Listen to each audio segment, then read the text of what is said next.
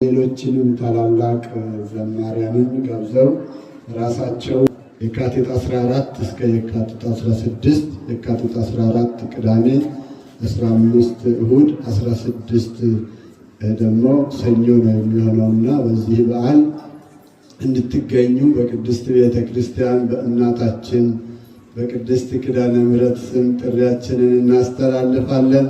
እንደምታውቁት ደብረ ፀሐይ ቅድስት ኪዳነ ምሕረት ቤተክርስቲያን የደብረ መንክራት ልጅ ነች።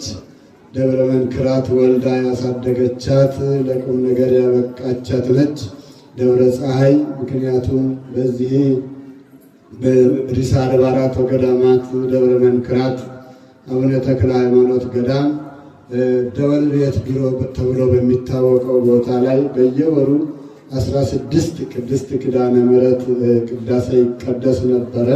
ከዛ በኋላ ብፁዕ ቅዱስ አቡነ ተክለ ሃይማኖት ወይም አባ መላኩ ታላላቅ አባቶች ጋር ተመካክረው ታቦቷ ወደ ኪዳነ ምሕረት አሁን ያለችበት ቦታ እንድትወርድና እጅግ በአማረ ሁኔታ እንድትታነጽ ተደርጎ በጣም አጭር ጊዜ ውስጥ ታንጻ የምታምር በኢትዮጵያ ደረጃ ከታላላቅ አድባራት ጋር እኩል አይነት ቅርጽ ያላት የምታምር በተለይም ደግሞ የአባቶች ጸሎት ያረፈባት ስለት ሰሚዋ ተሰብስበው ተጠግቶ ሲያነጋግሯት የምትሰማ ኪዳነ ምሕረት ቤተክርስቲያን የደብረ መንክራት የሪሳ አድባራት የገዳማት ልጅ ናትና እኔም ደግሞ የደብረ መንክራት ልጅ ነኝ።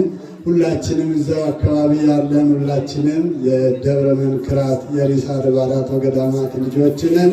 እናንተን በልጅነት በእውነት ክቡር መላከ ሰላም መላከ ፀሐይ ቆሞስ መላከ መንክራትን ጨምሮ ገዳማውያንን ሁሉ የአብይ ጾም የመጀመሪያ ዙር የብፁዕ አባታችን ጉባኤ ላይ እንድትገኙ በቤተ ክርስቲያን ስም በብፁዕነታቸው መስቀል ስም እማጸናለሁ።